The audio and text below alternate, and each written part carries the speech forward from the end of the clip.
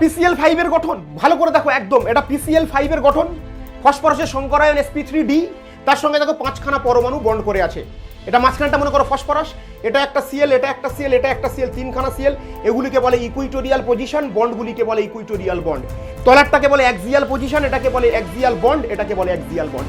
এই পয়েন্ট, এই পয়েন্ট, এই পয়েন্ট, এই তিনটে Cl এর সাথে যদি এই Cl আমরা যোগ করি, দেখো উপরে একটা পিরামিড আকার শেপ আসবে।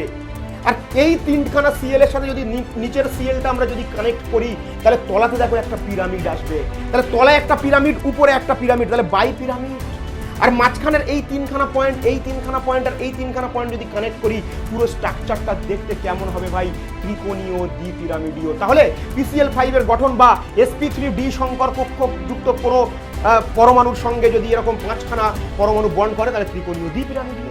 এবার দেখো, যদি আমি এখান থেকে একটা লোন পেয়ারকে আমি কমিয়ে দিই, মনে করো একটা লোন পেয়ারকে আমি এখান থেকে কমিয়ে দিলাম, একটা লোন পেয়ারকে আমি কমিয়ে দিলাম, দিলে কেমন দেখতে হয়ে যাচ্ছে? কেমন দেখতে হয়ে যাচ্ছে? দেখো কেমন দেখতে হয়ে যাচ্ছে। শীর্ষ, শীর্ষ দেখতে পাচ্ছ, সেই পার্কে থাকে শীর্ষ। তাহলে যদি একটা বন্ডকে আমি কমিয়ে দিই, তাহলে যদি আমি 4টে বন্ড করি, তাহলে কি হবে? শীর্ষ। যদি আরো একটা বন্ডকে আমি কমিয়ে দিই, যদি আমি আরো একটা বন্ডকে কমিয়ে দিই, তাহলে কেমন দেখতে হবে? কেমন দেখতে হবে? টি আকৃতির দেখতে হবে। দেখো টি শেপ, টি শেপ, টি শেপ। যদি আরো একটা বন্ডকে আমি কমিয়ে দিই, তাহলে কেমন দেখতে হবে?